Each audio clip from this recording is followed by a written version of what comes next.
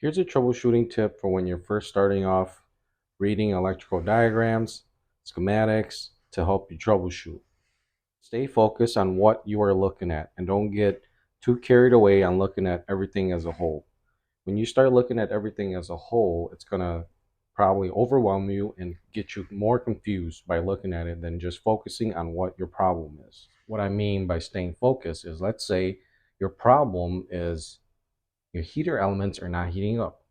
So on this machine, there's two heater elements that heats up the glue pot. And you get called over, operators telling you that the glue pot is not heating up. So then you start your troubleshooting. You pull out the electrical schematic and you want to see how the heater elements turn on. So then our focus should only be on this section. We are maintaining our focus on this portion of the diagram. We'll only go to the corresponding pages to figure out if certain things needs to turn on. So how I would troubleshoot this if I would come up to the machine is I would test for voltage right away at my heater elements. Because if I verify that there's power at my heater elements right away or on this output side of my solid state contactor, or I can check directly at the heater elements. I verify that I got my full voltage there, but the heater elements are not getting hot, or maybe one's getting hot, but the other one is not. I can then conclude that my whole power circuit, my whole control circuit is all good. I don't need to dig through that. I'll just be wasting my time because I have the correct voltage at the destination where I want it to be at. But then let's say I turn on the enable on my HMI to enable the heaters to turn on, and I don't see nothing. I don't have voltage at my heater elements.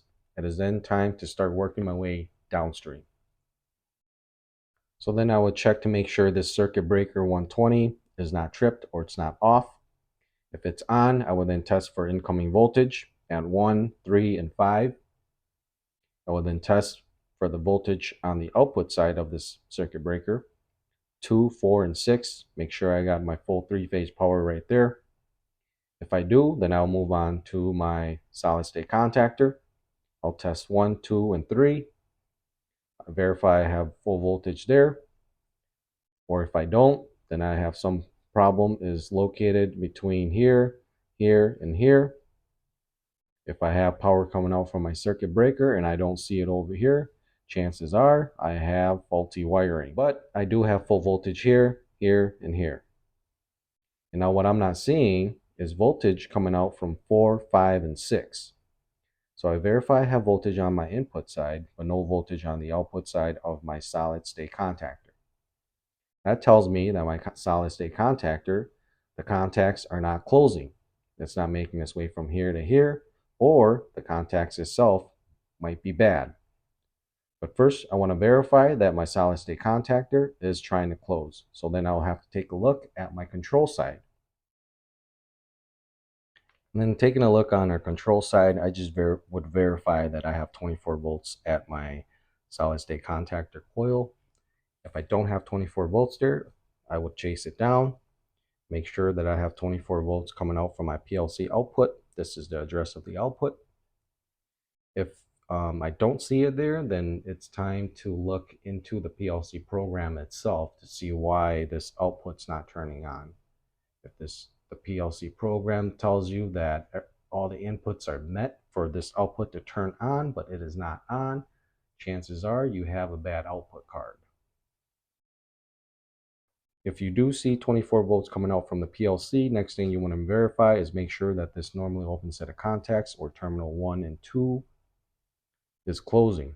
So if 24 volts output makes it to terminal 1, the temperature controller closes this contact.